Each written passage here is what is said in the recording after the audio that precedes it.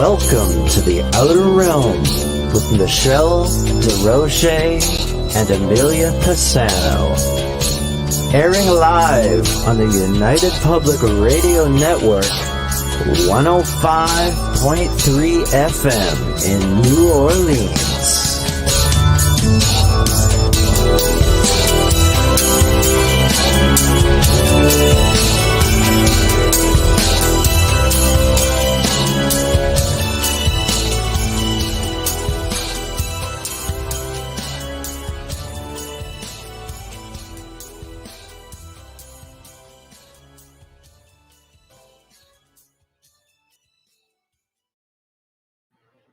Good evening, everyone. Welcome to the Thursday night segment of the Outer Realm. We are broadcasting here on the United Public Radio Network 105.3 FM from the beautiful city of New Orleans. We are fully sponsored by the amazing people over at Folgers Coffee who have been a part of our journey from the very beginning and hopefully for many years to come. No pressure, Folgers, no pressure. Anyway, big thank you also to our second sponsor, Dr. Snick, the sonic surgeon, aka Justin Snicker, who is an award-winning composer of Halloween, horror, sci-fi, and dark wave electronic music. So, of course, right up our alley. His music can be found anywhere that good music can be found. Amazon, Spotify, iTunes, Bandcamp, you name it, it's there. So we are having a pre-recorded show at the moment, and we welcome the return of Shawn Williamson and Wayne Murphy, and they're going to be discussing a new discovery. I think it's sort of one of those things where it's the gift that keeps on giving. So it's basically, you know, we're going to have to be careful what is said because there's a lot of people interested at the moment. But we're going to give you as much information as possible. So in order, of course, to participate on the show tonight, basically, you'll have to hit up all the regular platforms. And I will go over that with you guys tonight before we go live, of course, and or when we're just going live before we play the show. And you can catch us on there. Amelia and I, of course, will be in the chat room. You'll notice she's not with me today. She's a little bit under the weather. But from what I understand, she is absolutely having her Folgers. Bam, right there, having her Folgers. And she's going to be asking questions from the chat room because for those of you who subscribe to the Outer Realm YouTube, and if you don't, you should be, because you'd be able to be catching this show live right now. But a special treat tonight also is we're going to be streaming live on the Team Templar North America group page. So for our members over there, you're going to have to watch it. And here, yes, we can actually say, oh, there's no wood. Well, it's a forest. This is kind of lots of wood, but you know, I think you guys know where we're going with that, and we're going to leave it right there. So we are waiting for one more guest. We're waiting for Shawn, and that should be in a minute. But in the meantime, we're going to bring on Wayne Murphy, who is ahead of the game. There we are. Hello, hello. How are you? Hi, Michelle. I'm great. Thanks Good. for having us today. Oh, gosh. Happy to have you on board. We're just waiting for Shawn to arrive. He came and he went. I'm not quite sure what happened, but you know, he should be on in another minute. So hopefully he's just ironing out some stuff over there. So how is it? How's it going over there with you? How hot is it? It's very hot here right now.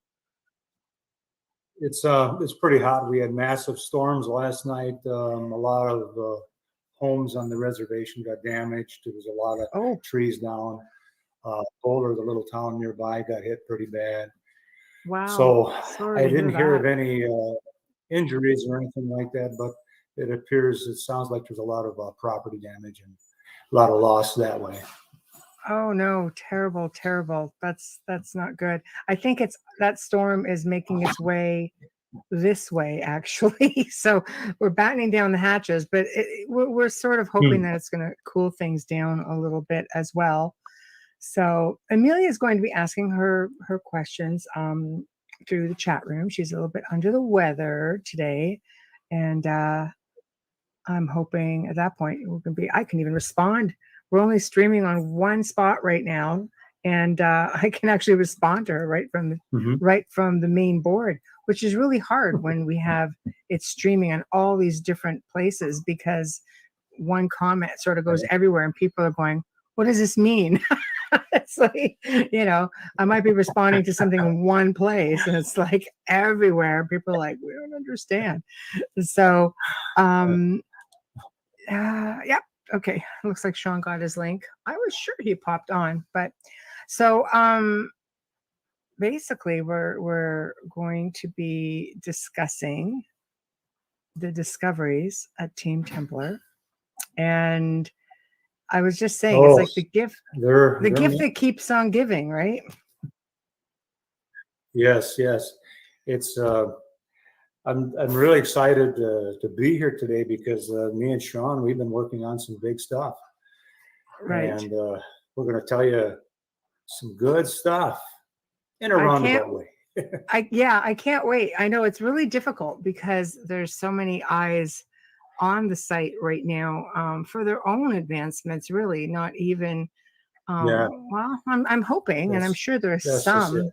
There's a lot of people who are really rooting for this site because it's so groundbreaking. So I'm really hoping that we will be able to give a fair amount of information, but without giving away too much.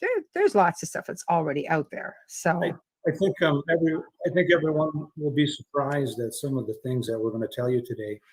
Me and Shawn have been talking the last couple of days about various things, and there's such a Templar fever right now that people want to know about the Templars, and it's just booming and all over the place, and everybody's just rooting for someone to put this together. And I feel that Shawn Williamson and myself can do that. There's a lot of old information going around that's being rehashed, replayed, relooked at. But I can tell you, Michelle, that Team Templar has put together some really astounding information. And boy, if someone wanted to ever produce a great show, to be on the cutting edge of information that's never been seen or talked about, right? My gosh, this is the place to be. Well, I know that you have, like both of you guys have discussed this with me to a degree. We've spent long hours going through all of this stuff, and I have to say, it's really mind-blowing. It feels like to me that it's a missing link somewhere, because for those who are really interested in the Knights Templar, there's so much throughout Europe. There's so much even in Eastern Canada. And I think even with the lost relics of the Knights Templar with Carl Cookson and Hamilton White, they brought forward a lot of that information here to North America as well. I think it renewed an interest, I think, in the topic, because all of a sudden I started seeing a whole lot of other shows coming up, and even old shows and documentaries being replayed, which tells me there's a huge interest in it, and people want to know. And this is something, the Wisconsin site is something that's for us in North America. Yes. Right. One of the most amazing things about this in the Wisconsin site is, being a police investigator, retired, you work backwards through these things. And I started working backwards from the site. How would the Templars have gotten here, their past and everything? It led me up through Nova Scotia, the St. Lawrence, and other rivers. And I was really kind of having a hard time jumping the waters, to make that tie-in.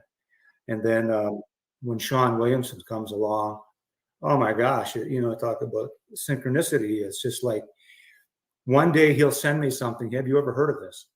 And I'll say, yeah, I just been working on that. And I'll send him what I have. And then a couple of days later, I'll send him something. And he says, oh, I've been working on that. years ago, and I forgot about it, and so we pick it back up and throw it around. And what has happened, and I say the last 6 months, is the stuff that we have come across has now tied the waters together, from Scotland down to the St. Lawrence, to the Mi'kmaq, the Abenaki, the Inuits, and the Native American tribes, and how they all interacted, the symbolism that's tied into these tribes. You'll find a lot of researchers that say, oh, the Templars were never in North America. Well, somebody carved these cross pate in a stone here in Wisconsin, and somebody built this tomb, and somebody built these 3 other sites. And it's just amazing now to have someone like Shawn come along, and from his work over there in Scotland and working with Andrew Sinclair. And Shawn is sitting on one of the most amazing masses of information from Andrew Sinclair that hasn't even been shown to anyone. So we talk about this information and how it ties in. And he's able to send a lot of things with me that no one knows about. It's just him and myself. And this ties in to the ships that they used, the symbols, the tattoos on Native Americans, the Templar symbolism.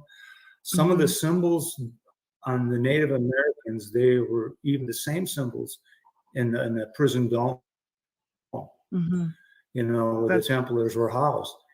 When you start seeing these symbols show up on Native Americans, you know, in the 1500s, and these were not discovered by themselves. These were discovered by French Jesuits who drew these Native Americans, and you know, by their own hand. So we use a lot of the research out there that hasn't been washed. And what I mean by washed, that hasn't been hidden or just covered up or just don't want to be talked about. So we work very hard to find that research. And I started a little thing on Team Templar called Bits and Pieces, because we find these things hidden and you know, just a whole bunch of information, and they give just enough information that they want it to make it interesting. And Shawn and myself are able to tie this in to a much greater picture and to really expand on it and just take it to a different level. Right. And you have to be really careful, because from just what I've been observing and being a part of this team and being very diligent about what is shown, there's a lot of eyes on you. And some of it is, how can we say, I guess, trying to, I don't know, save a sinking ship, maybe. I don't know. It just seems to be, there are other projects going on, and it seems like they come to a standstill, and they're looking like, where do we go from here? So that must limit you. Well, there was just a TV show about that. Right. I'm sorry, go ahead. No, I said it has to limit what you can actually put out there, because realistically, if you don't, it just sort of makes it look like, even though it's your discovery, and ends up someplace else, to make it look like it's somebody else's discovery. And like Amelia says, it's because they know it's real, I think, and people start grasping. They know the information is real, and it's stuff that's never been thought of. So what I like about all of this is the fact that you just can't see it. There's a lot of hidden stuff. Oh, there's a man. Hello. You made it. Oh, we've just been recapping. Yeah, there we go. So how are you? There we go. Oh, we're cooking. There we go. So, just trying it again. No, okay. Yeah, that's good. Just bring it down just a bit. There we go. Fantastic. Fantastic. Okay. There. Good. How are you? The man of the hour. Yeah, good. We were just talking about the sharing of information, and how the two of you have been collaborating very closely on amassing a great amount of information. But it's really sort of sad in a way, because there's so much that can be put out there, and there's so much stuff that can't be, because there are a lot of eyes on you to further their own projects, which takes away from the fact that, this could be your discovery, but if somebody grabs it, it comes out and makes it look like it's not. So you're essentially having to be careful that you're not working to advance somebody else. Right? So what are your thoughts on that? How do you guys get around that? Whoever wants to go first. Wayne? Me and Shawn, I was telling Michelle how I'll send an idea to Shawn, and then, when he gets a chance to respond, he said, I was just working on that, and vice versa. We like to say our research is kind of oblique lateral. We look at things so differently than other researchers would. There's a lot of stuff we look at and we don't discount, and Shawn is sitting on just a ton of information that ties into North America, and we're able to connect this together. And a lot of times we talk about how can we get this out and let people know that we have such great stuff, and it's all linked together now. I think Shawn will agree that we've linked this together, and we're just having a difficult time not going outside and screaming, "Hey, look what we have," without hurting our investigation. Right. Yeah, absolutely.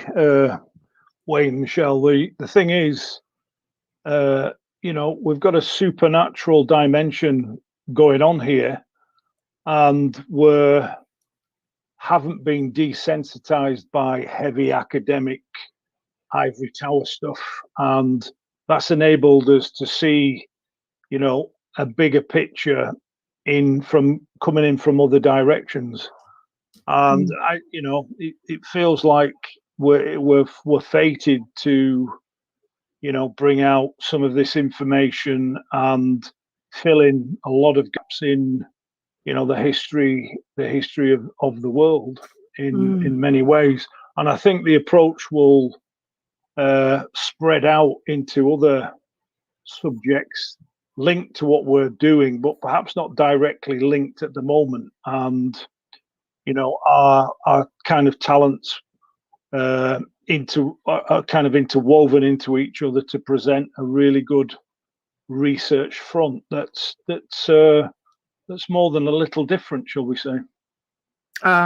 Yes, judging from the meetings that we've had, I would say just a little different. But I have to say that I'm grateful that there's information out there pretty much that the world has never seen, because it's going to be the information that creates the bridge. It's going to be the missing link, I believe, or several missing links. It's not stuff that has been online. It's probably not even stuff that's been in the history books. It's stuff that basically went through research that you were part of, Shawn, that, Andrew Sinclair's research. If you want to talk about that a little bit, just to give the folks an idea of what's coming. And I know you and Wayne can't really divulge a whole lot, but just to give people an idea that there is amazing stuff here in the background. Yeah. Should I take it away, Wayne, just for the moment? Yes. Go ahead. Should I?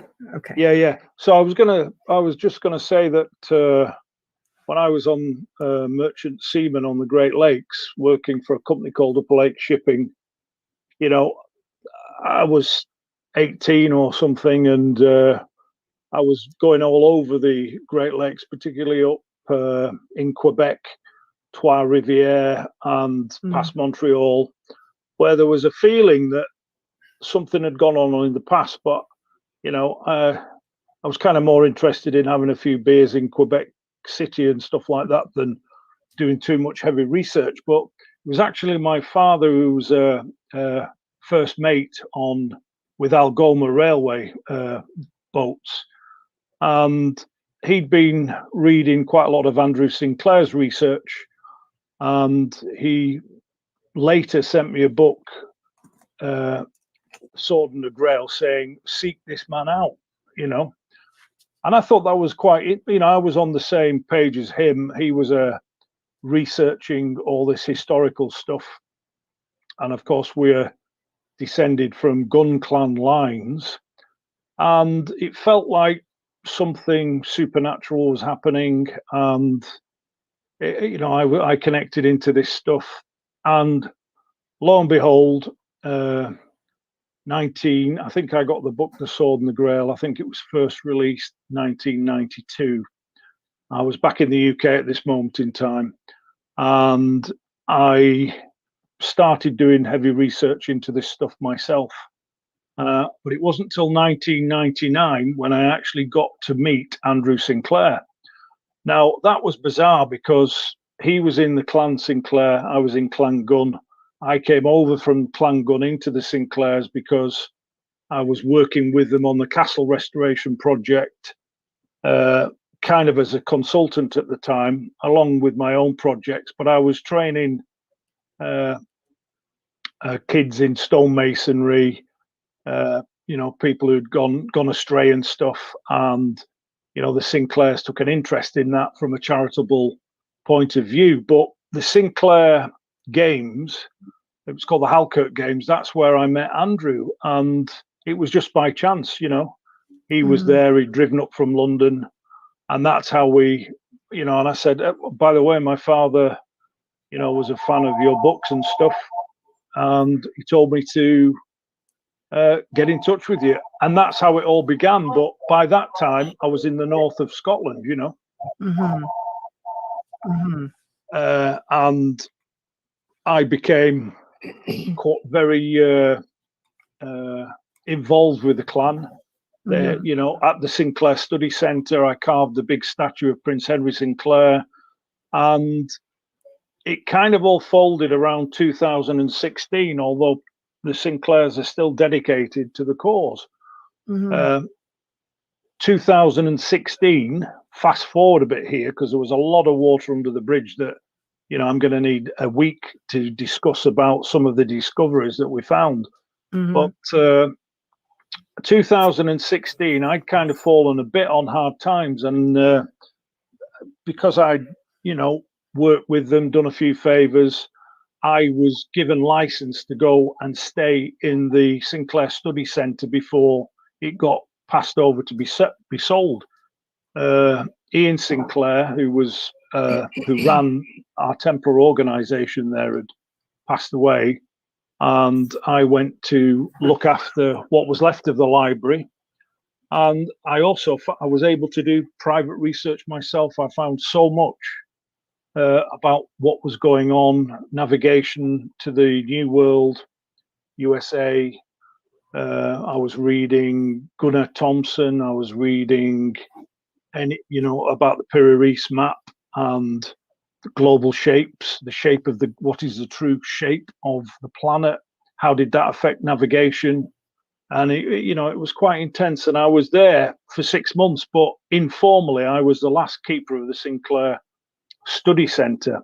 Wow. A beacon, a beacon or a lighthouse of enlightenment for a lot of people, and many different people coming together to further the cause.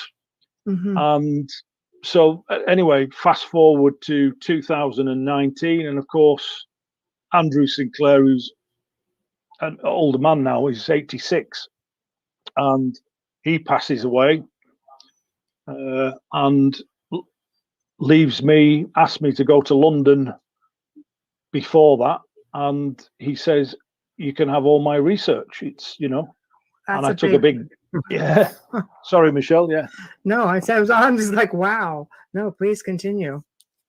So there's, absolutely, because I've been working with him really as a stonemason and a man of stone, as he used to call me, and was involved in a lot of work outside my remit or pay grade as a stonemason, because I had a lot of knowledge about building structures, and I could read stone. I do quite a lot of replication for museums and stuff, but I also validate forgeries, and I'm called in to look at that because I can do it from a technical point of view. Mm-hmm. And so that's where we are. I've got all his research. Obviously, I can't go into detail about it until we're ready to ring all the bells. Right. And I've been in touch with Wayne for some time, a great set of skills to sort of complement mine with his investigative work and managerial acumen. He knows human nature. He knows what we're going to come against.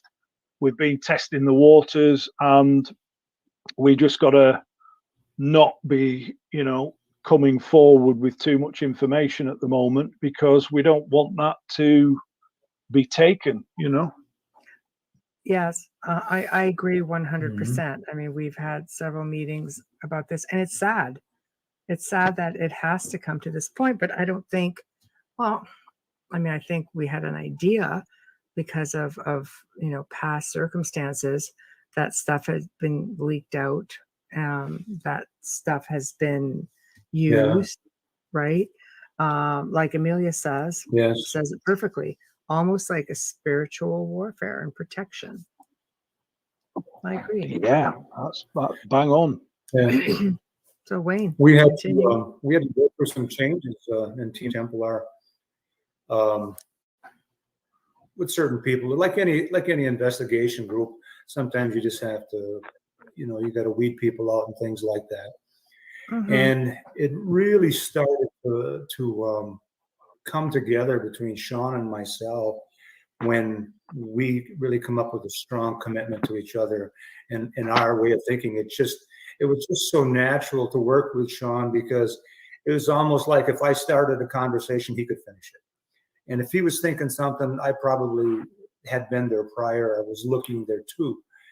And in this last 6 months, Shawn, I was telling Michelle before you got on, it's just how many times have we sent each other messages about a subject, and you had been working on it or were looking into it, and vice versa. And it's just changed the whole scope of the way we look at things and our working together. It's just such a natural flow of information. It's like it's almost magical, It is.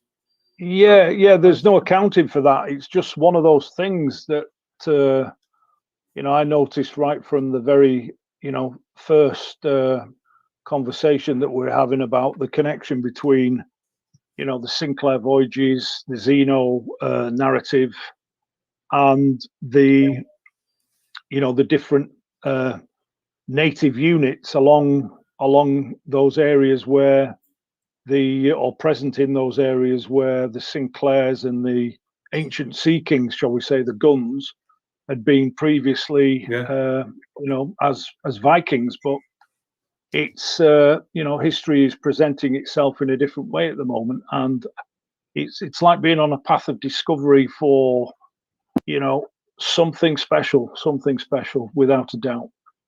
Oh, I completely concur with the whole special factor with all of this. I think that this is something that is going to tie up a lot of loose ends. Let's face it, a lot of history has been kept from us. A lot of history has never been figured out. Therefore, if it's not been figured out, it mustn't be a thing, which again, we're getting into academia. Do you think, do you guys think that a lot of this centers around the Sinclairs? Because when most people think Templar, they think Sinclair. They go hand in hand, especially coming here. Yeah. I think the complete connection between the Sinclairs and the Templars is yet to be fully discovered. But from what I can see, there was an inner order that perhaps was involved in other things rather than just the Crusades, shall we say. And I believe it was that order that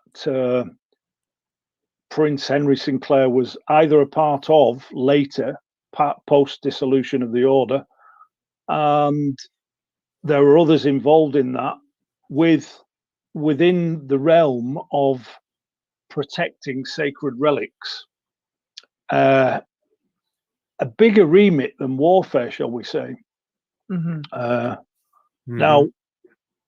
I was going to mention this previously, but I'd found out recently that when the Templars in the Paris Temple had decided something was going down with the papacy, shall we say, and the King of France at the time,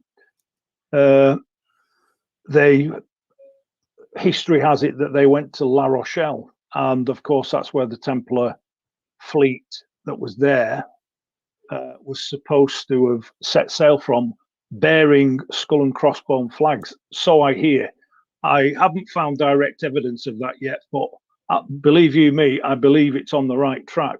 But the treasure originally came from Cyprus, where the remnants of the main order of Templars, Jacques de Molay, the last Grand Master, they come from Cyprus to the Paris Temple with that treasure.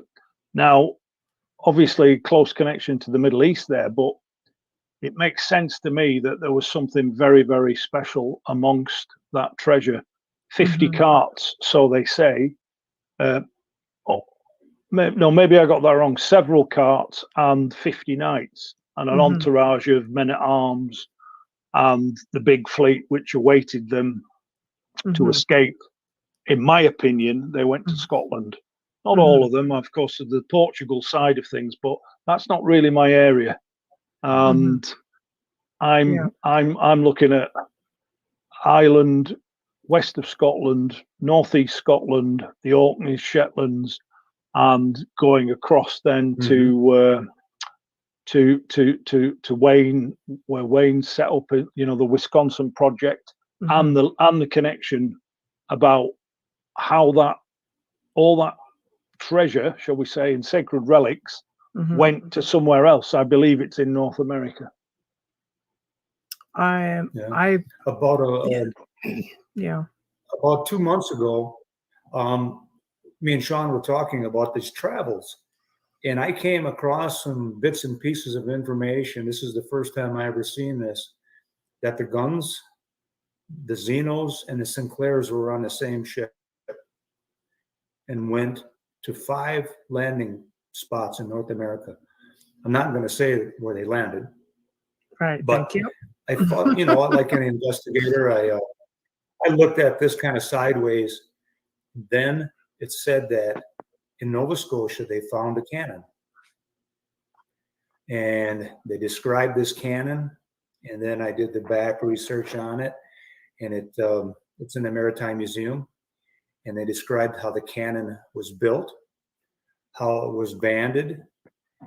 And in this side information, it talked about the Zenos and the Sinclairs using this cannon to fight over in Europe. It's the first time that cannon warfare was ever used. Now, this puts the Gunns on the same ship. And you know about the Westford Knight. So this is the first time I ever come across the information of putting all 3 together. And in the side information, they said there was at least 100 Templars. I don't know if they used the word Templars, but there was at least 100 men on that ship. And some of them stayed with the ship and some went further inland. And here's the really amazing thing is no one's ever looked at the Native American side of it. That's where I come in, a Mohican elder. The Native Americans in Canada along the St. Lawrence, their history is, you can just see the Templar influence. They have tattoos of cross pâtés, of anchors, of quatrefoils on their persons, and these are drawn by French Jesuits, and that's a sharing of cross-cultural information, and we have expanded that Native American history and showed how the Templars would have worked with Native Americans and influenced, and be allowed to travel further into Wisconsin and some of the routes that they took. So we're looking at things that no one's considered. I don't believe that's considered, but we see this connection. We made this connection, and we have the proof of this connection. Well, what I like is that you have also reached out to other Native American people, both sides of the border. I won't get into that either, because that's just extra information. But it's interesting how they're very eager to work with you on this, and they're giving you other information, which to me just shows an amazing act of unity. And they have their own oral history. And now you're sitting here and you've also been speaking with some of your elders, other elders, who also remember saying, yes, I've seen this. And you went out and you found that. So, this was just mind-blowing. This Native American elder, his son called me. He knows about what we're working on in general. And he says, my dad come across this stone one time when he was working, and he gave me a brief description. And I was how many years ago was that? What? Like, how many years ago? About 35 years ago. Wow. See, there you go. And we had a family logging business, and we were working back there for years. I started off working in the woods when I was about 12 years old. I think I was 14 before I realized my name wasn't Fetch Wood. So that I understood the forest, and things like that. And so we had built these roads back there and built bridges and things.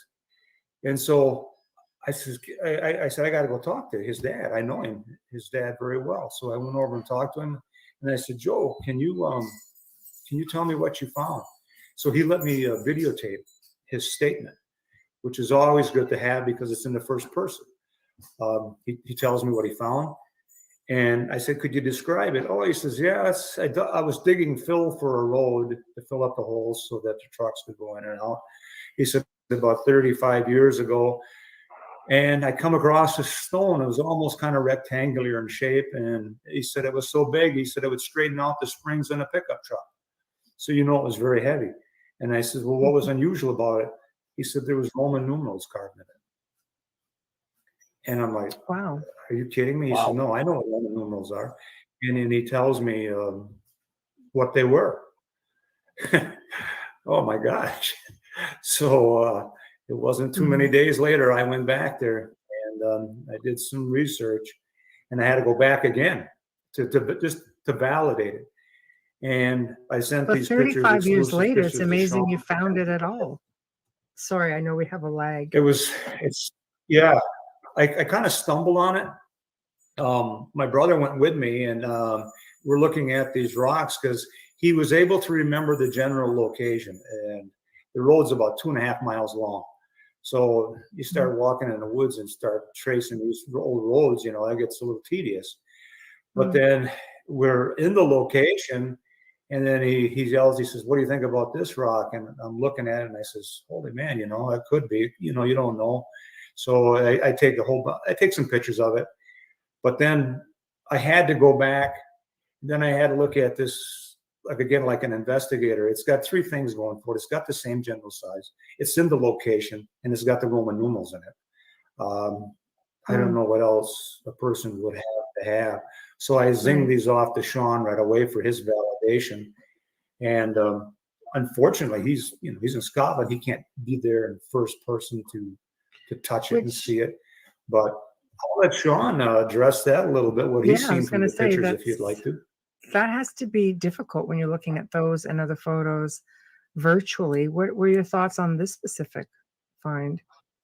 Well, like a lot of the carvings that have been discovered, these have been made by hammer and chisel, in my opinion. And there's ways of examining the photographs in terms of, turning them into black and white, looking for shadows as well, and changing the mist and that type of thing on them, polarizing, areas that need to be looked at. So there is a certain amount that you can tell. And the numerals, Roman numerals, usually you would see those, for instance, on either as a message, or it could also be practical mason's mark for where a certain stone fits, for instance, as well as a message. Most masons' marks, for instance, stonemasons, which the Templars had their own stonemasons. They took the same oath as the knights. Mm-hmm. It's they were involved in the creation of the cathedrals in Europe. They had their own training masters, and had a whole culture of building stones for God. Mm-hmm. And I see signs of that on the Wisconsin site. Now, I pride myself on the fact that my formative years were spent in North America. I'm not just a Brit coming over with an academic view. I lived in these places. I visited them. Like Wayne, I was in the woods and stuff. I learned to chop wood over there from my my step grandfather, who was Polish. And when I was over there, he used to go, "You need to learn to chop wood, Shawn," he said. And then from there on in, they called me the young calf. But I was brought up, and right till up to 2014, I was returning to the USA, to Duluth, as a visitor, and sometimes staying up to 3 months. Mm-hmm. So, I've got a great connection with Canada and North America, and especially from being on the lakes as well. But I believe that that's part of the fate of what's happening now in terms of meeting Wayne, and it's quite unusual when you start looking back in your own family tree and you realize that there's some anomalies as well, because one of my ancestors lived in Canada, who was making uniforms. He was a tailor making uniforms for the British for, I think, maybe the War of Independence or something like that. And then returned back to the UK, but of Scots descent. So there's a lot of stuff here for me to resolve, but resolving it is bringing the bigger picture into focus as well. So it's a win-win situation, and then obviously the connection with Wayne. But just back to the idea on the chisels and why stonemasons' marks are generally straight. Usually, a stonemason, when he's finished his work or job, to get paid, he marks that work, and it's examined by the master mason, who says, "Oh yeah, this is good enough, Jack or Bill. Mm-hmm. That's worth 25 shillings," and he gets paid. But a mason's mark is designed to identify the person through craft pride of what is created. And also, there was a bit of a cipher code going on as well, which you see in Templar cipher codes as well, and it kind of merges. I need to do a lot more investigation on mason's marks. There's more to them than meets the eye, Do you think, if we're talking about mason's marks, do you think that there's something more to be found in that area? Oh yeah, I think it's probably, it's going to be covered in mason's marks, or a code, a cipher, which they would use. They didn't have any form of technology, we know that, and so they would mark stones for the people that were following behind. Right. if you're venturing 100 miles, probably Wayne knows more about this than me, but if you're going 100 miles into the woodlands, you have to have a path. You have to be able to mark where you've been for other people to have an idea of where you're going, you know. Mm-hmm. And I believe that on the Wisconsin site, we're going to go into that, but some of the navigation type wheels that are on the Mohican site is just, it's like, oof, you know, I've got hair standing on the back of my neck, you know, after seeing them. Right. Well, I know I've seen some images myself, and it's just been like, you sit in awe and you realize that, oh my gosh, this is something very spectacular. It's just going to be, I don't know. To me, whenever history gets revealed, as it should, I'm of course I love history, but it's also very personal for me also with all of this. But it's, you know, living near the Great Lakes and seeing, you know, coming in from the northern part, you know, northern Canada, and just seeing what kind of a feat it would have been to get from, let's say, the East Coast through, you know, coming in through central Canada or coming in even through the St. Lawrence, because living near the Welland Canal and seeing what a lot of these Lakers and ocean liners have to do to get over to where, let's say, Wisconsin would be, and knowing full well that they could only go by water for so long before they would have to go inland on foot. So that's, to me, it just shows you the grandeur of what they were up against. You know, one of the most amazing things about the Wisconsin project is, and working with Shawn and yourself, is that we get a chance to tell the true stories about two cultures of people. No one's ever looked at the Native Americans in this way, and the accomplishments that they've done and how they assisted the Templars in coming. By back tracing these routes, just a quick reference to the Roman stone, as I named it, just for a name. I marked that in line junction with the other sites, and I'm leaning very heavily that it's a marker stone. Because the way it lines up, and then when I line up the other sites, there's a building site too that Shawn hasn't even been to yet, and there's probably 200 cut stones, and some of the keyways that they made there is just amazing.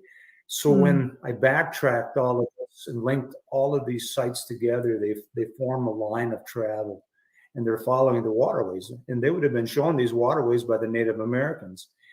There would have been very little portaging that they would have had to do to go all the way from down to St. Lawrence, through the Great Lakes, and up into Wisconsin. And what people sometimes don't realize, that during that time, the portaging wasn't as difficult as people would have thought, because the Great Pines that covered the United States, you know, they were 4 or 5 feet across, and they were spacious. There wasn't all this ground cover that you see today. And the Native Americans, they knew all of these trails. They had massive trading trails all the way from Mexico, all the way up to Canada, all the way up to Nova Scotia. So they understood these routes very well. They've been using them for thousands of years. They were trading obsidian, they were trading gold, they were moving copper, and there's all of these things. For some reason, and I always bring this up, when the Templars met the Native Americans must have been impressed enough by the type of people they were, because they were tattooing their foreheads and their bodies with the Templar crosses, with quatrefoils and anchors and pyramids up, as above and below. You see it in work of the Mi'kmaq. In her work, she's a poet, and she's got the 8-pointed cross. She's got the Jerusalem cross. She's got the steps of the temple. The 3 crosses. You just can't make that. If anybody who doesn't make that connection to the Native Americans has missed a great deal. And that's what Team Templar is really about, is taking these great cultures and looking through the chatter and just using the most simplistic way to look at it in the truthful way and making these great connections that I feel we have. I agree. Amelia also makes a good point. Obsidian is a stone of protection. That, and yeah, among others, but it is one of the most probably widely used and well known. So it's interesting that falls into all of this mix without a doubt. Well, Wisconsin has no obsidian, and they found obsidian in some graves. And the obsidian, they were able to trace it back to Washington State. And, this just proved that there was travel. Shawn, I got to ask you to tell this story about your experience with the Abenakis and how they wanted you to look at a doctor. This is fantastic. I'm sorry to jump around. No, this is good. It's a good story. Yeah, well, it was. I returned to the USA to Vermont, and I was staying near Lake Champlain. It was actually winter, and the Abenaki were fishing on the lake, and I never went out onto the lake. I was watching them specifically, and I got talking to the then custodian chief of the tribe, which was the old chief's daughter, and we were going to think about a project for how they could learn to carve their own grave marker symbols with clan symbols like porcupines and some of these animals I've not even heard of, but wolf and bear, all denominated and marked. And they weigh you up, they weigh people up. They've got like a sixth sense, I guess, and these are people that are tuned into the land, and so I felt like there was a rapport going on between us, and I was honored enough to be shown their mantra, shall we say, of life, and I learned a lot from them. And then they said, by the way, we want you to come to our museum. And I said, oh, okay, yeah, no problem. And we went over, and I heard the abysmal news that their native females had been many of them have been forced sterilized. I don't know the exact date, but it was probably maybe 1910 or maybe 1920 or something like that. So of course this was news to me. And then they said, but we know this guy who did it, and we know who his line is, and because we trust you, if you find any of his or know any of his ancestors where they are, he said, let us know.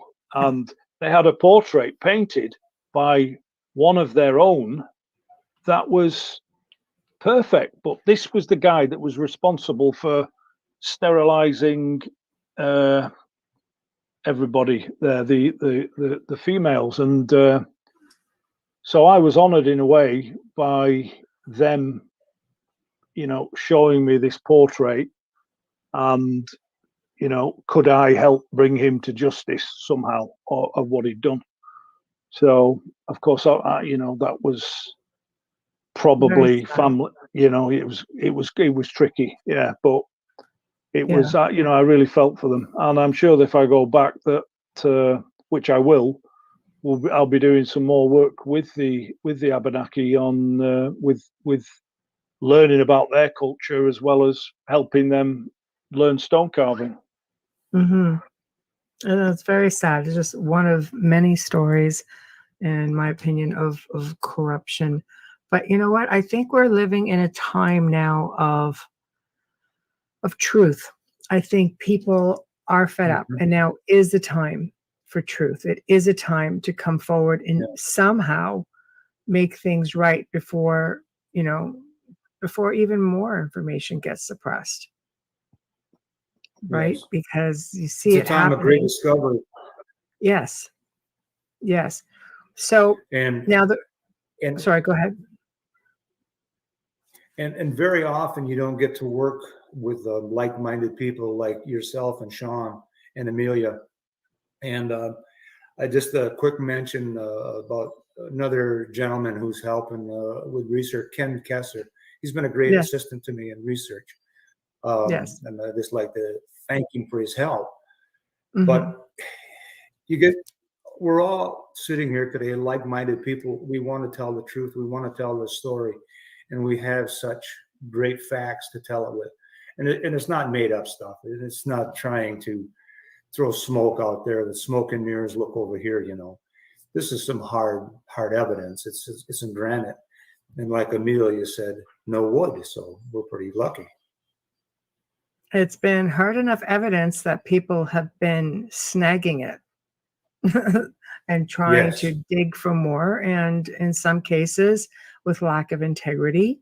But I think with that being said, you can't dispute what's there. And that's just what you see. You can imagine how much hasn't even been uncovered. You have 5 sites right now. Oh. 5 sites, right?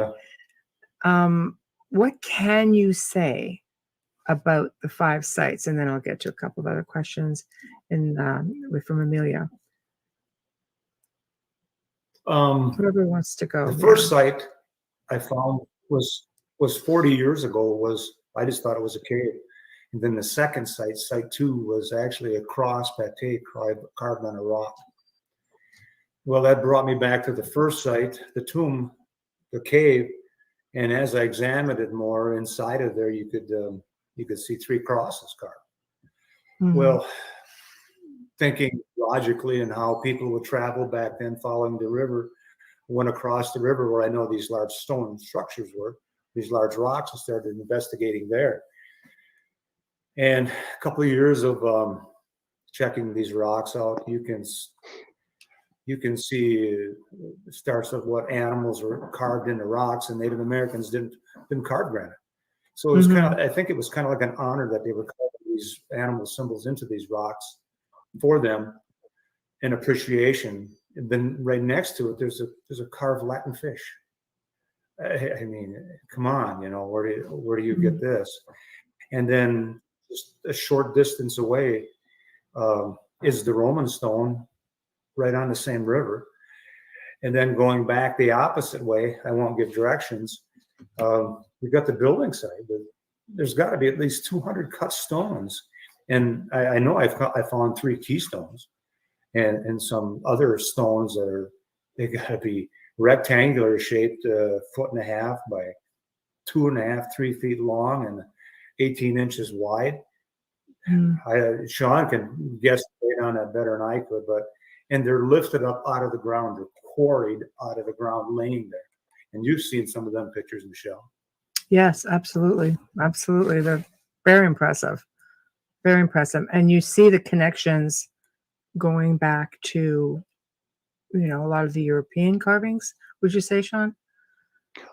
Yeah, a lot of European symbolism. You know, I really need to get over there to, you know, to take some molds and silicon molds so that we can see what's in them, you know, make a reverse image, shall we say, because most of that carving is incised apart from the wheel cross, the navigational type aid, which was I know about this. Every time I see it, you know, it's something that I've studied in great depth. You know, I was involved with lost relics of the Knight Templar, validating stones up at Kilmartin, and where there is an actual ring cross Knight Templar tombstone, which is without a doubt a Templar tombstone amongst gallows glass Scottish Norwegian cultural mercenaries. What was, I mean, this is around the same time as Bannockburn. And, you know, again, there was speculation about the Templars. Well, it's more than speculation. There's some hard evidence coming to light now that they were involved in Bannockburn, fighting with the Scots against the English. One particular tombstone which I visited, it, rings all the bells, and I can prove that the exact type of tombstone, this particular ring cross, is totally verified from another site in Edinburgh, which a friend of mine, a master stonemason, discovered and sent me the pictures.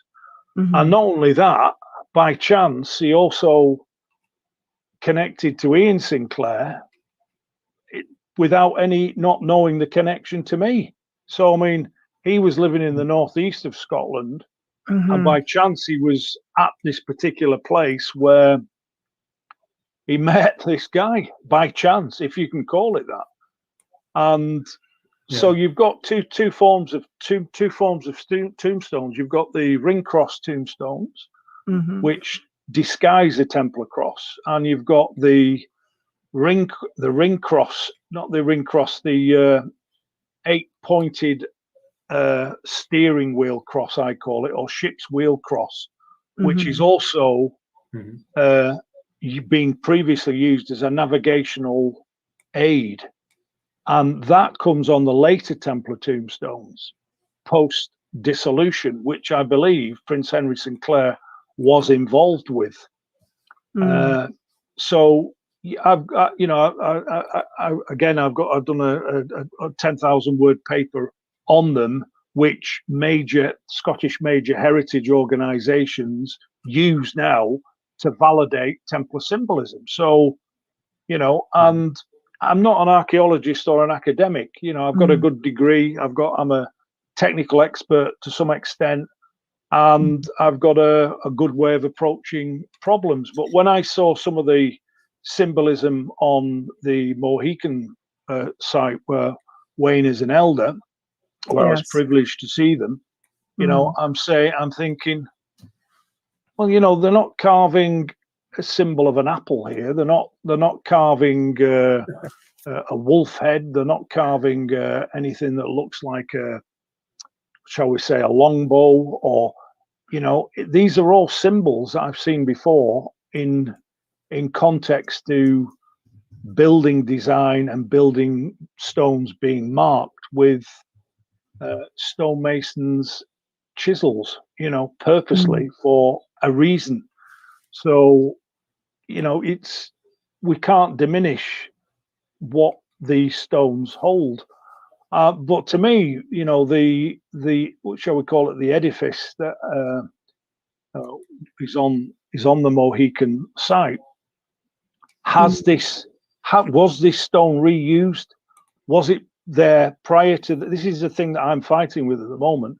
To me, it looks very, very similar to an older culture has been there and rebuilt by a medieval culture, shall we say, with knowledge of how to move stone, how to cut it, how to mark it. In order to mark granite with a chisel, you need a very good tempered tool, tempered in a special way to actually cut it. I'm looking at V-cut incisions all over the place, and a lot clearer several hundred years ago than they are now, but we can still take casts of what's there and get an idea. But I think this is the beginning of something else. I think it's the path to the discovery of where the Templar relics went in North America somehow. And I've also been working with previously with another guy down in New Mexico that has got fabulous stones as well. What I would call very similar to some of the carvings on, shall we say, a renowned teaching aid. I can't go into detail with this stuff now because it's just going to give the show away. No, of course. We have to. Our challenge at the moment is to get this information together, which is what we're in the process of doing, so that we can sign, seal, and deliver it. I agree. Amelia asks, do either of you struggle with telling it all? Oh my gosh. Every day. Every day. I'd like to run outside and I'd like to call everybody I know and tell them. That's last summer I was able to find a navigational wheel, and seeing the Roman stone and the navigational wheel and everything, it just making sense that they were following this river. And we got 5 points of pattern now, 5 points of travel, or 5 points of activity. And Shawn, I have to agree with you. I think the tomb site itself was probably revisited twice. Right. It was repurposed, and I think, I'm just going to throw this out there, I think the Templars came back at a different time because they knew of this area, I had learned of it, and then came back and put their marks there.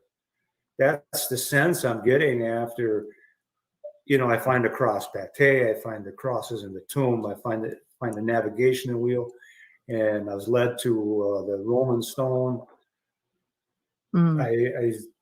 I want to scream, somebody please bring your cameras and, come take a look and let's change history. Yeah. Well, it would. I mean, I don't think people understand the magnitude of what this is really going to entail once you get full into it, and once the right puzzle pieces come into play and the right people come into play. I really think this is going to be something that's people have no idea. They just have no idea. You don't even have to have an interest in the Knights Templar, because some people might think to themselves, oh, okay, well, that's great, but they don't realize it's a substantial part of North American history, because there's a lot of stereotypes when it comes to both, for example, the Templars. I've had to correct people many times on just that. Okay, there's stereotypes when it comes to the North American Indian people. They don't realize, like, no, there was a lot of working together here, being welcomed with open arms. Like there's it's a story of, like you said, two people, many people, cultures, because the Knights Templar came from cultures from all over Europe and England, and even going back as far as like the Muslims. Like, I mean, they were really all over the place. To turn around and then basically just act as though this is a very inconsequential piece of history, I think people are going to be very, very surprised. Amelia here has another question. We know it's difficult to dispute the evidence. Where there is truth, you will find trolls. Yes. Are you prepared for the naysayers? Yeah, I think we can. I think we can handle them. Andrew Sinclair had all that, and they try to unhinge you or do that, but we'll steer this ship steady through the storms or whatever, and I don't think we'll have a problem from that. But a good saying is, what's meant for you won't go past you. And I truly believe that we're on to an immense voyage of discovery, which is for everybody. It's not us. We happen to be involved at the rock face, but others will join us. I'm sure other people are going to get involved in this, and it's not something that's the place where only the people from the ivory tower can be involved. This is going to be involving everybody, and I think that will bring more discovery than anything else once we get everybody mobilized.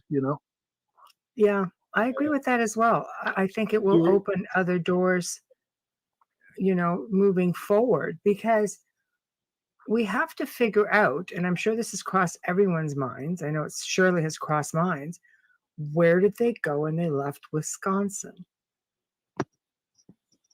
Was that a final stop? I don't know if they did. Okay. it looks like they were trying to stay here because all of the cut stones that have been worked. That's kind of my feeling, because no one's going to take this time to quarry and cut all of these stones. If you're just passing through, you're going to tread lightly. And it wasn't their land to build on. They would have to get permission. Mm-hmm. And when you were talking about the naysayers, there's this one researcher, he contacted me, and he's got about 7-8 books. And, he was telling me there's no temples here. Templars were never here, and your work is terrible, blah, blah, blah. Wow. And I said, you know what? I said, you're still trying to prove that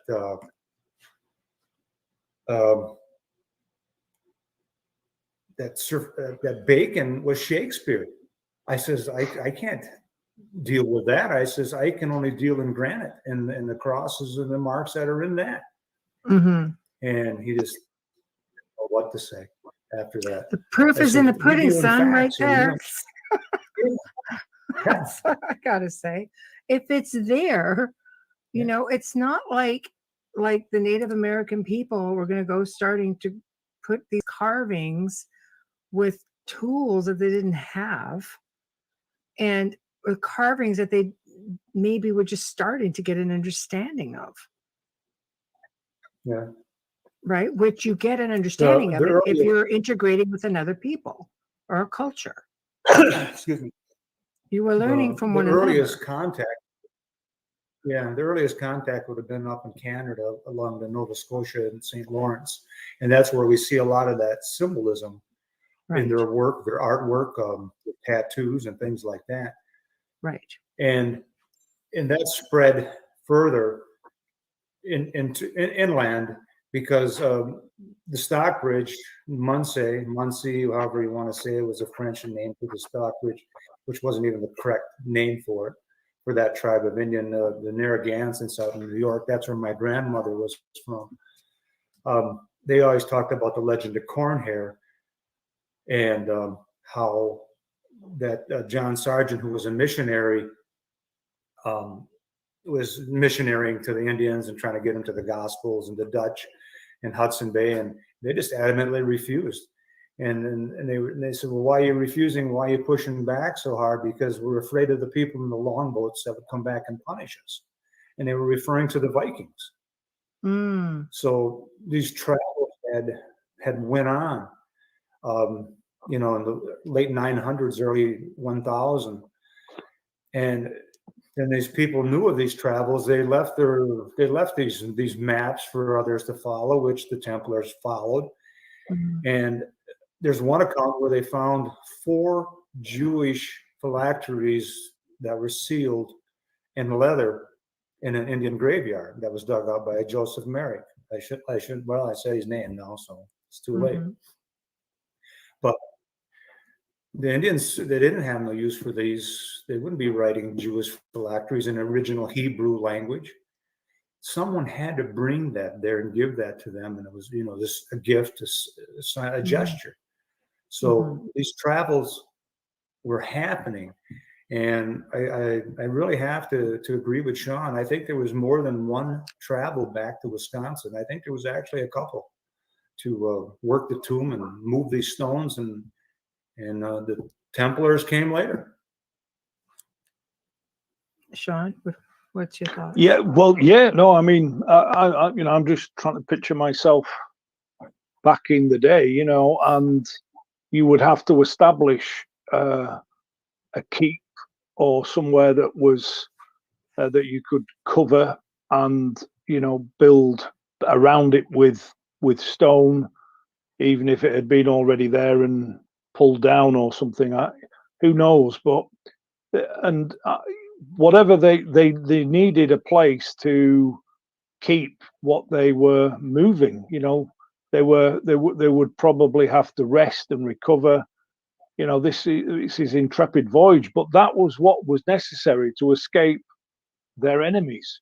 They wanted to establish a new Jerusalem, and that thought process would be going through their minds post dissolution of the Templars.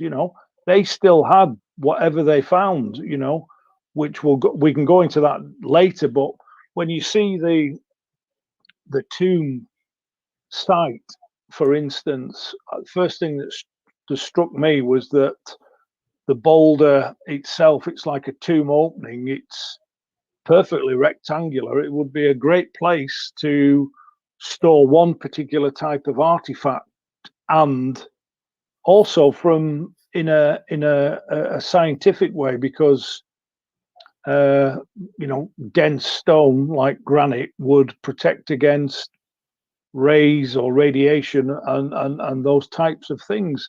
And the more I read into history, the more I realize that if you look at the Bible, we're looking at a very strange, to some extent, scientific experiments going on with weapons that of biblical stature. It's we limit ourselves in this in the way that we assimilate information. We need cultural changes to become enlightened to what we are about. And I think the Templars were ahead of the game, at the time. And no wonder they were running, trying to get away, especially in England and Scotland, because the papacy had sent in the Inquisition, and they caught Templars and they tortured them and they extracted information. That was all part of the process. This was going on, and yes, of course they'd want to escape with the sacred relics and what they had to safe places in the world. And they had the maps. Of course they made decisions. They had an inner circle, I think, making those decisions. And they had a vast, huge resource of vessels. Of course they were going to use that. And I've actually just been reading about that now, and the Templar vessels, and they were using, they were either contracting in, shall we say, favored groups to help them transport pilgrims to the Middle East, or they had their own vast network of vessels, in the same way that the Knights Hospitaller also had ships in the Mediterranean. They transmuted in my own opinion, into a sea power post dissolution of the order, and that enabled them to travel to unknown areas as far down as Chile, as far as I'm concerned, because I've seen the evidence down there as well. But again, we have to. I was down there for several months investigating anomalous sites there also, and of course, we've got things that we're keeping our powder dry to some extent. We're not going to release all that information. No. I want to, but it's like, I know. You're not, it's like get back. I know what you're like, the whip at you right now. Get back, yeah. Reeling you in. No. Yeah. Oh, it is really difficult because there is so much exciting things happening with this site, and it is going to be not just mind-blowing, it's going to be groundbreaking. It's going to change history, and I think that needs to happen. History needs to be told. Proper history needs to be told. Yeah. And unfortunately, too much of it was suppressed, and I think Amelia had it right. I think the world is ready. I think people are fed up with being, with everything just being pushed aside and being told half truths or no truths, or it's time. We live in a time that, don't you think it is about time that people start being told the truth? Come on. It's been how many thousands of years? An awakening. It's kind of an awakening. That's a good way to put it. And to tell you how far this has gone, about 6 months ago, I get this message from a guy from Rome. He says, "Are you the Wayne Murphy that found that Templar cross pate in Wisconsin?" I said, "I guess I could be. How can I? What do you want? Because I don't know anybody in Rome." But he heard about it, and we talked a little bit, and then he sent me a triangle picture that's on a column in a Templar church in Rome. It's the exact same one in Wisconsin.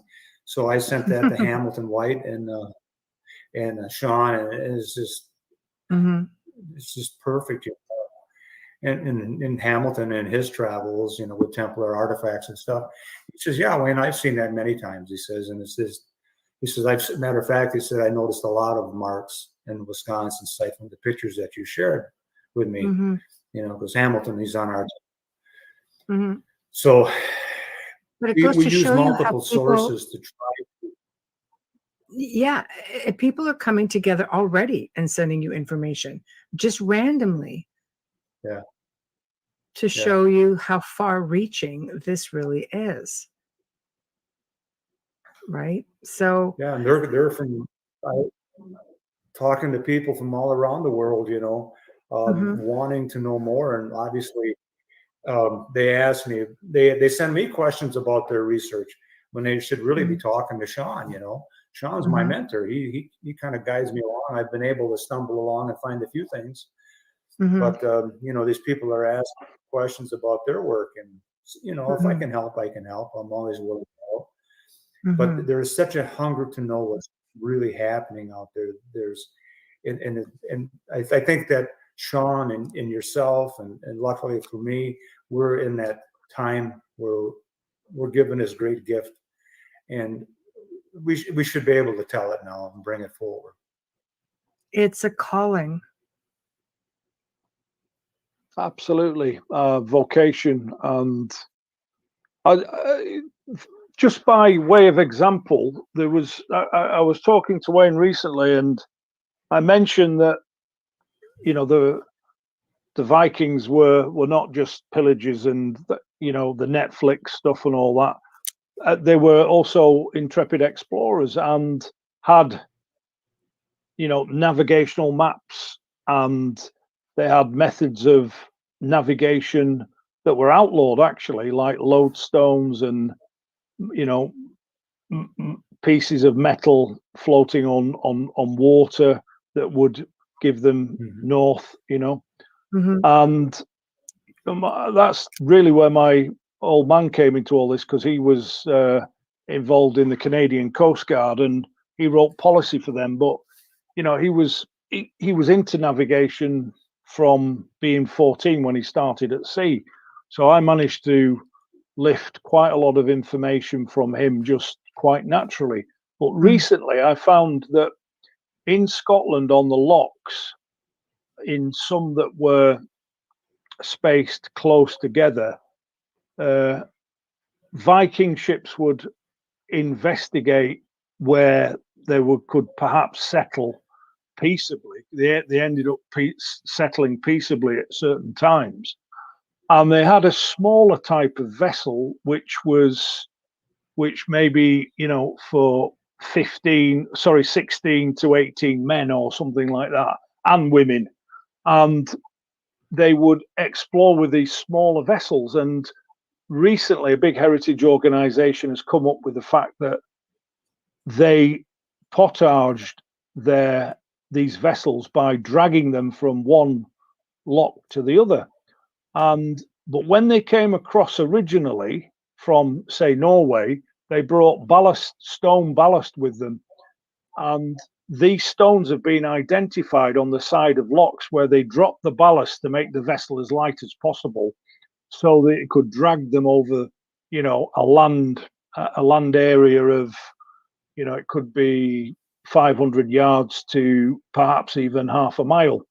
Wow. And by identifying that this stone was not indigenous, was not from Scotland, you begin to build up a picture of what was going on and what was happening. It wasn't just about Viking pillages and warfare.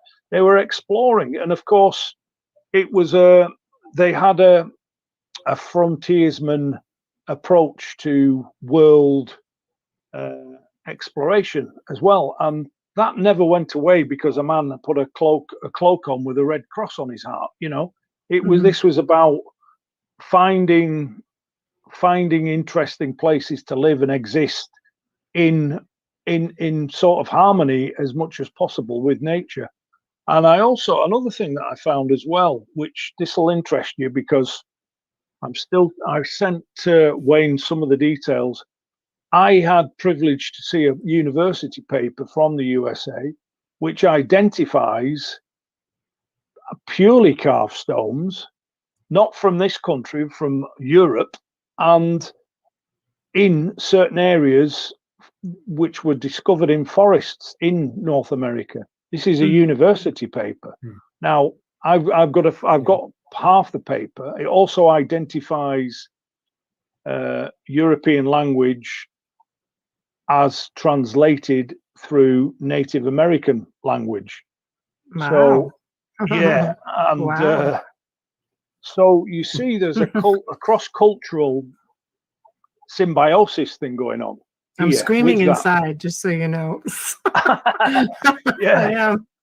And so, this is, I'm looking now and thinking, well, what was the true nature of those natives in North America?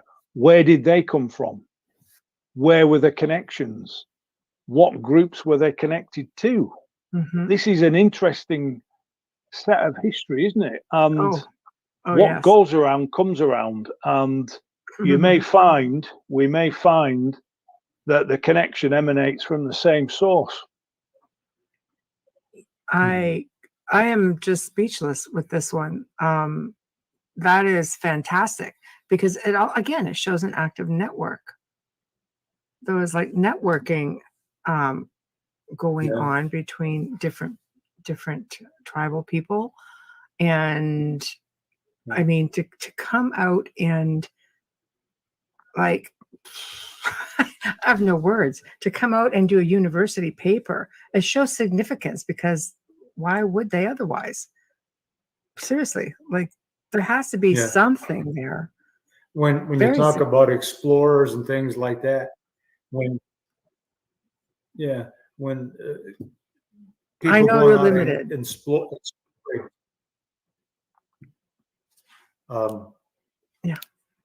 We got a little time lapse here with the internet. We do, when people are going out exploring, if they don't know their creator, they'll go look for their creator through the creation. And man is driven by that. As much as he may not want to realize that there is a creator, he's always looking for him and through other things. And Native Americans were able to see the creator through the creation. And just about anybody who's a great explorer, they're unsettled in themselves because they can't find that creator. So they go looking for creation to explore. And in that creation, they eventually find the creator. It just comes full circle, It does. It does. On that note, we're going to make a very quick station ID. You guys are listening to The Outer Realm with Shawn Williamson and Wayne Murphy. We are discussing, of course, the Knights Templar in North America. We're discovering or talking about this new discovery in Wisconsin. With so much, I wish we could just share. But it goes to show you how much is being shared tonight and how much more there actually is. We are fully sponsored by the amazing people over at Folgers Coffee and Dr. Snick, a.k.a. the Sonic Surgeon. And we're going to have a little treat for you guys because Wayne sent us in another commercial. Here we go. I'm going to play it right now. Good morning, everyone. Wayne Murphy and Shawn Williamson from Team Templar North America. When it comes to change, we're all about change, especially when it comes to changing history. But there's just one thing that we won't change, and that's the good taste of Folgers coffee in the morning, or anytime, as a matter of fact. Taste that you can count on. just like the history that we plan to change. Folgers is a history of its own that will never change. Have a good day, everybody from Team Templar, North America. Folgers. Love it. Woo, I love it. Brilliant. Yeah, excellent that. Excellent. Exactly. How'd you like that one, Bubbles? She's having internet problems. She's on her phone. There's a storm rolling over. But no, that was fantastic. I keep telling people, send in your commercials, and I thought it would be appropriate to go ahead and play that tonight. So there it is. There you have it. Yes, Team Templar North America did something special, got the banner in the back, not the usual banner. So we're very excited about this. So where do we go from here now? I mean, there's a lot of discoveries to be made, obviously a lot of validating. So why don't we start with you, Wayne, because you're boots on the ground right now. So what are your plans moving forward in the next little bit? We'll narrow it down for you, maybe the summer months. I think one of the things that we really need to do is let people know how legitimate we are, and we're not just gonna, if we're gonna tell you a story, it's gonna start out like this: once upon a time. And this Right. is not that kind of a story. And we're looking for financial support, obviously, and someone to produce this and direct this and bring this to fruition. I don't have the skills to do that, or the monetary aspect to do that. It can be a great documentary, and this will not only encompass Wisconsin and the St. Lawrence and the Native Americans along the way. This goes to Scotland, to Roslyn Chapel, that goes to the Shetlands, and we can show the connections of, say, something as simple as beads that were found in Alaska they look exactly like the same beads that were found in Shetlands and graves. And Shawn has talked about these same type of beads being found, and I believe Shawn, wasn't it in Templar coffins? So we're looking for that persons, studio, TV company, whatever. Come on in, give us a hand, and be part of history. Change, help us And to you change. have to contact this guy. It's not going to be as easy as you think. But it will definitely be worth it. So exactly. Yes. Right. And so as you move forward, then obviously the objective is to find more discoveries. We have 5 so far, and you're going to keep moving forward and seeing how many more you can find, how they're all connected. And then we move to Shawn. So Shawn, over the course of the next few months, what are you going to be hoping to achieve with all of this? Well, I've got a well, I would imagine, of information that's not been released, and I know that there's a bigger path sort of opening up, and I'd like for us all at Team Templar to have a starting point in the north of Scotland, and I think that would be great spiritually for us all, for Wayne as well, but to see where all these adventures and voyaging started from. And just by the very nature of that, then perhaps that will reawaken something else. But I could see how,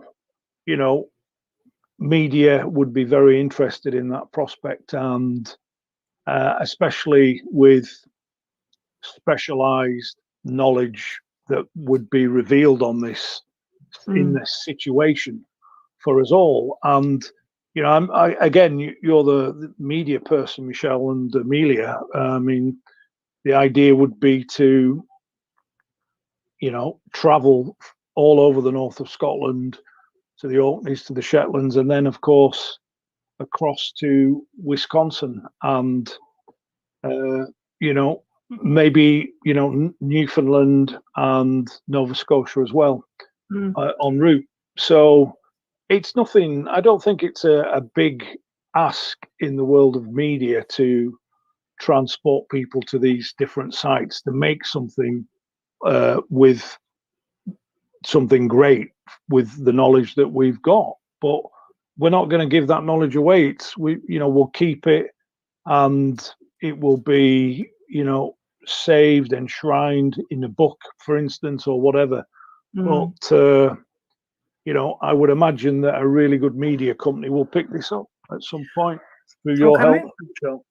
Coming from someone who spent like 2 decades in media, I can assure you there's a lot of different steps that need to be observed. And I think also, knowing media as I do, that whoever takes this on, or whoever we choose to take this on, because there are a lot of eyes on this already. We already have said no to, 1 or 2 prospects, because it does have to be done properly. It can't be done with just a formula. It can't be done to save something else.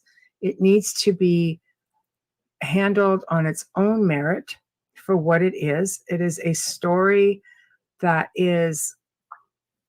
it's a story that happened and needs to be told, not just from the standpoint of the discovery, but from the standpoint of cultures coming together, working together, and how it evolved, because it's still evolving. Otherwise, we wouldn't be sitting here today from 3 different countries talking about this discovery. It's evolution, it's awareness, it's awakening, it's people.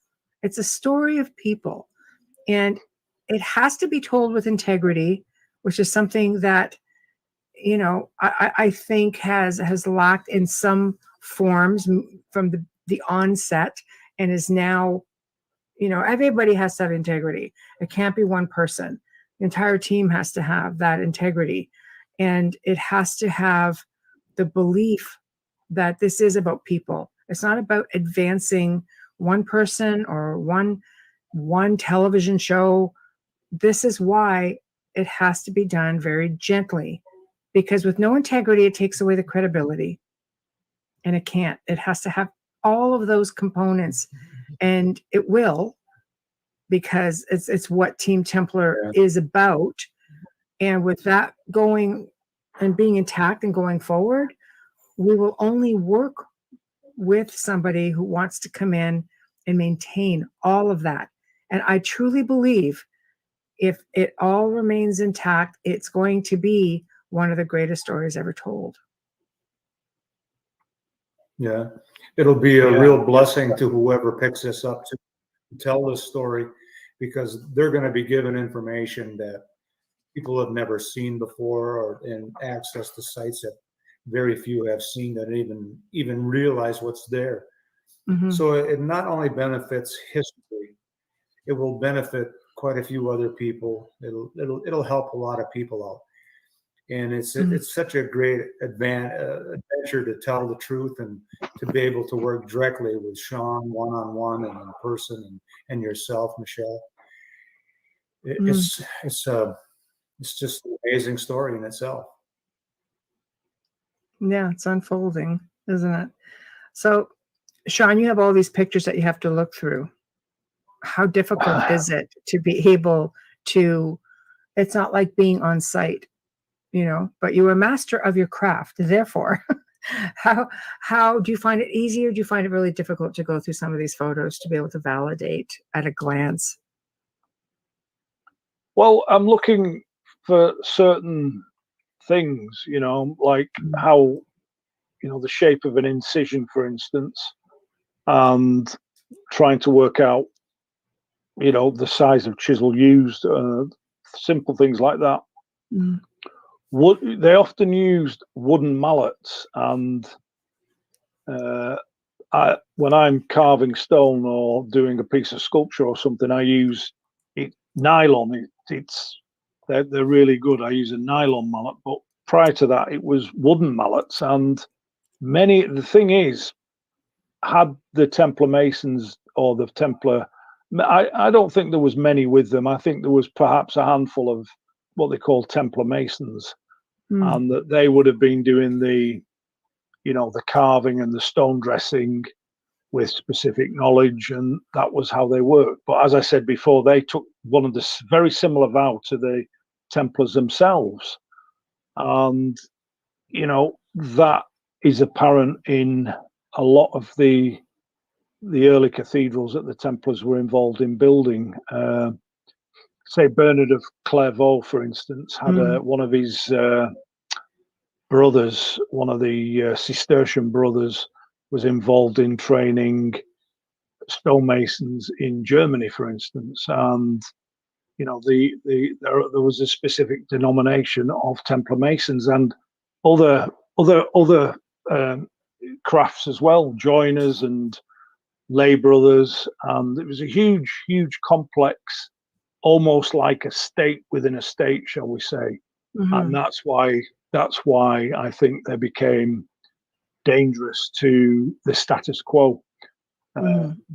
As I discussed with Wayne before, their raison d'etre was to re-establish the house of King David, and in many cases, some of these knights had more in common with Jerusalem than they did with Europe, even though they were of European descent. So you have a lot of cross pollination, shall we say, of cultures going on here, and I think that was not seen as a problem. I mean, and I think that's why when they were looking into Native Americans, for instance, they probably ended up getting on well with them. But as I said, there's a deeper level to that, in as much as I think that there's almost a biblical connection between the knights and where the Native Americans came from originally. They weren't always there. Many of them journeyed from other places to get there, migrated, shall we say. And there's such a diversity of cultures within them that you'd have to be mad to think anything otherwise. Different ways that they dress, different hairstyles, so many different denominations of culture, and I think there's no smoke without fire, that they knew where these peoples came from. There was a sect of biblical information that they all shared from, I don't have specific evidence for that, but I'll find it, because not yet, I'm digging through Andrew's papers as well all the time, and it's almost, you could write huge volumes on this stuff, but we have to make it so that it's accessible to all. No, I agree. Do you find a lot of the information with this discovery? Have you found a lot in Andrew's papers? I have, yeah, absolutely, without a doubt. And I've also got the scientific establishment version of events as well, in carbon dating processes that he was involved in paying for as an absolutely #1 premium academic from Cambridge, where he was a don. So we've got that side, to our sword as well. We're a two-edged sword. Myself and Wayne and you and Hamilton and Amelia, we've got that side balanced out with the the heavy academic stuff from Andrew. So it's pulling it together and going forward with the team. I think it's great, and I believe that Carl will be coming on board. I have a meeting with them this afternoon, so I think you have a lot of a lot of people coming together. But in a way, it's almost as though Andrew is a part of all of this, because I think with you using his research, it's sort of bringing him into into light, his research to light. You're essentially visualizing a dream for him. Yeah, absolutely, because we talked about this as well. But it's as he used to recount to me. He used to say, and something. Shawn, he said, it's all in the great chain of the living and the dead. Right. We may think, we're different to some extent Mhm. in the way we are, but it's surprising how wise the dead are. And Yeah. from things that happen from those that have passed over, and you get leads, and again, this is about the nature of time, and he's involved in my book as well, which I'm not saying too much about at the moment, but that's going to be Right. released quite soon, Right. and we're all on in the right direction with that, and Mhm. we're going to be meeting some very interesting characters as well that are Mhm. involved in this culturally and technically, shall we say? But Mhm. that's on another path. Oh, to that's some the next extent. show. Yes. Yeah. Amelia makes a good point here. She goes, I often wonder how many North Americans are descendants of these knights who ventured here and are literally unaware. Very possible, obviously. I think they definitely would have integrated. Yeah, well, it's funny, isn't it? How I know exactly what Amelia means, because Mhm.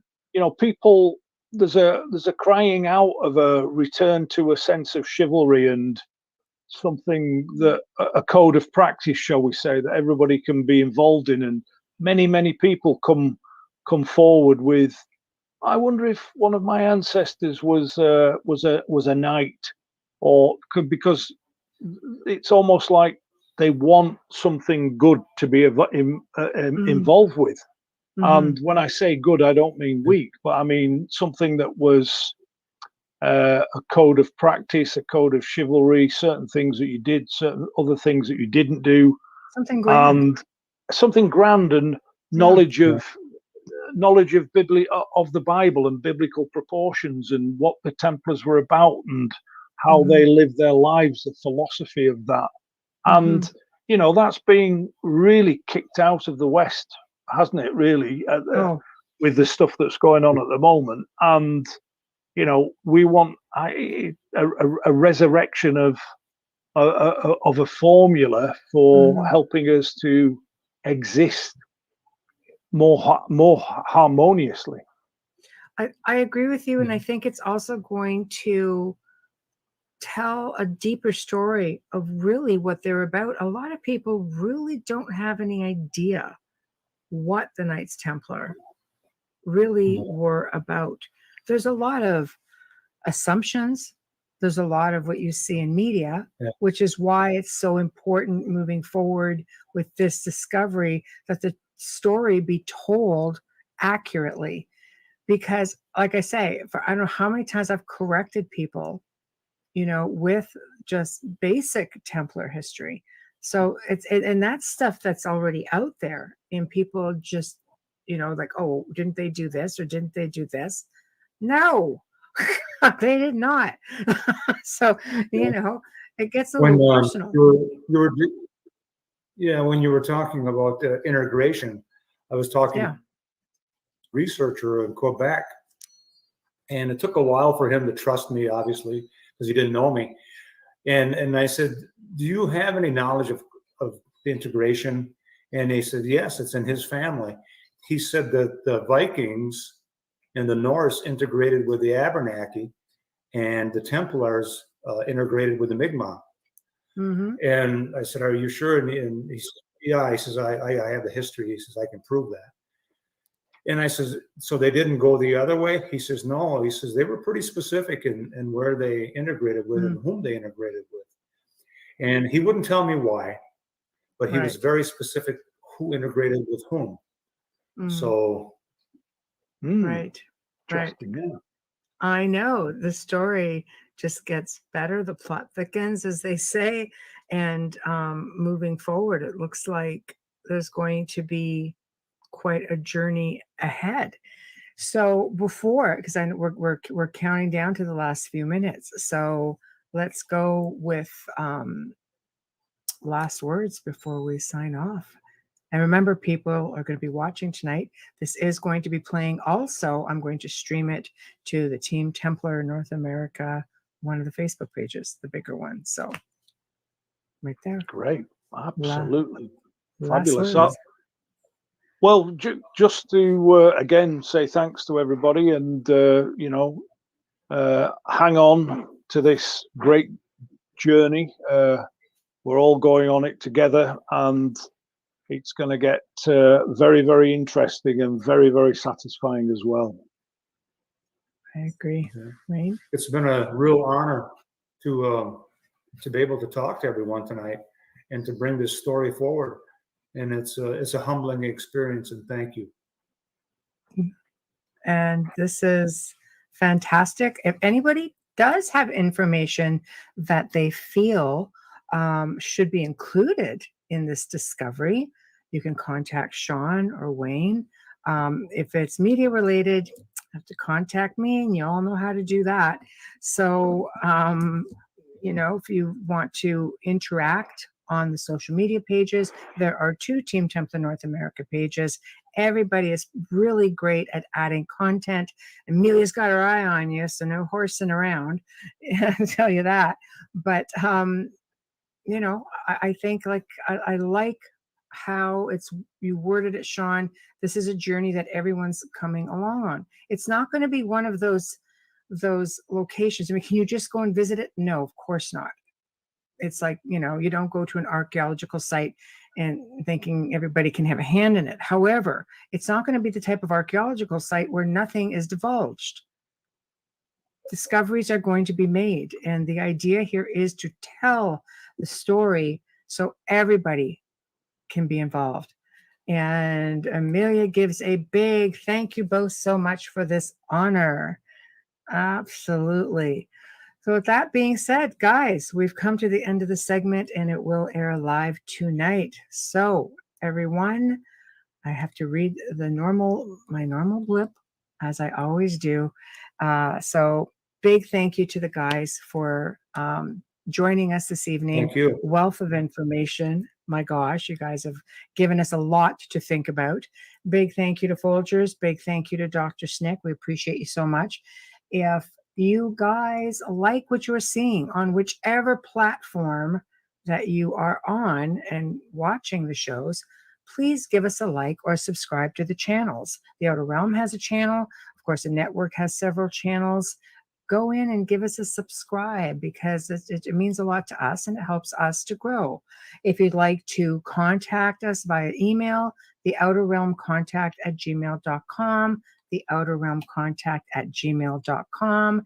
And we are looking for Dane commercials. Do it. It'll be fun. Folgers. Yes, has to be Folgers. So we will play it on the show, as you can see. It's great. And they'll just randomly show up through different segments. So they're just going to keep on going. They're going to be in the archives, which means they never go away. They're going to remain in the archives. Next week, please tune in. Wednesday evening, we welcome the return of Charles Christian, all the way from the UK, who's going to be sharing more tales of folklore with us.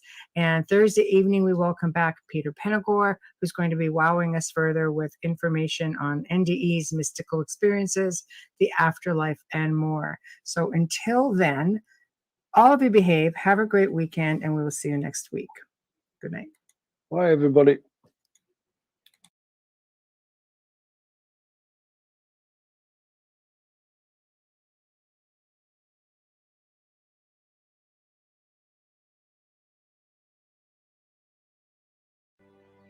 Of all the lessons that we were taught in school, one of the most memorable was that in 1492, Christopher Columbus discovered North America. Since then, many theories have come forth challenging Columbus's claim. But to make any of these theories possible, we must first take a look at the countries that were even capable of taking on such an endeavor. Who would have dared to cross the turbulent Atlantic to reach this new world? Who would venture into the uncharted territory seeking its untold wealth and resources? The Phoenicians, in their search for not only gold, silver, but copper, iron, tin, and lead. The Norse seafarers, sometimes called Vikings, in their conquest of land and wealth. The Scottish and Welsh, who have been mentioned in medieval Catholic journals as traveling to this new world, and whose motivations are still unknown. The French, to establish a new colony and capitalize on the region's vast resources. The English, wishing to extend the crown's influence and power in the New World. Or even more compelling, a place of safe harbor for a disbanded but spirited organization of brothers, whose will and purpose was greater than the slaughter of its ranks. A place in the New World for refugees from their attack and betrayal on October 13, 1307. Was this a place for refugees that would put them beyond papal reach and papal bulls? Could this place of medieval building techniques, with its symbols and alignments, be reflective of Templar activity in the Old World? Could this be one of the many places in the region that became home for the remnants of the Knights Templar themselves? Since first making the discovery on a cold winter day in the mid-1980s, these were among the questions that were on the mind of lead investigator and tribal elder Wayne Murphy.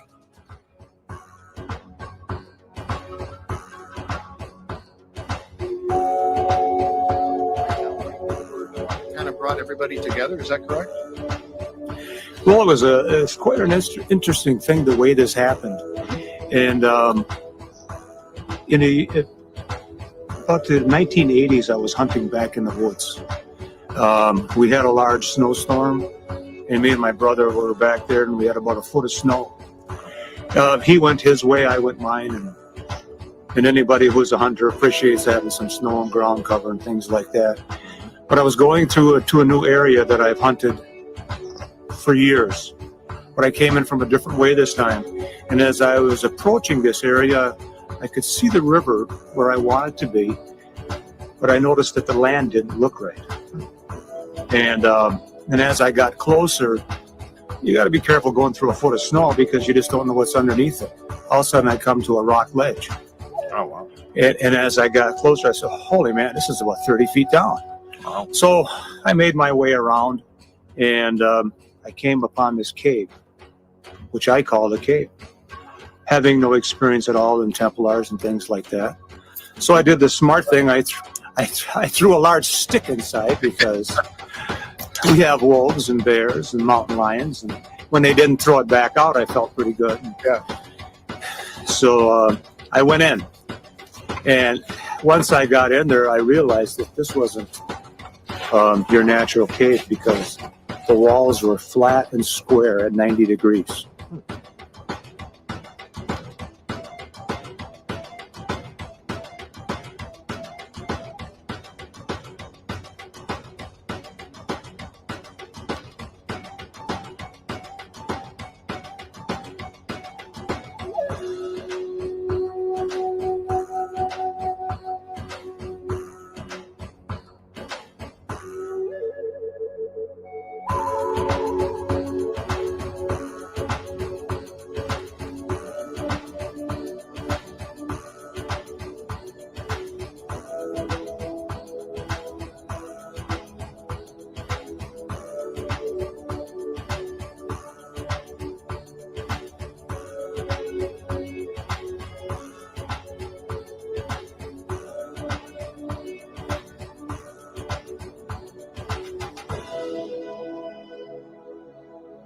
It's never about the catch.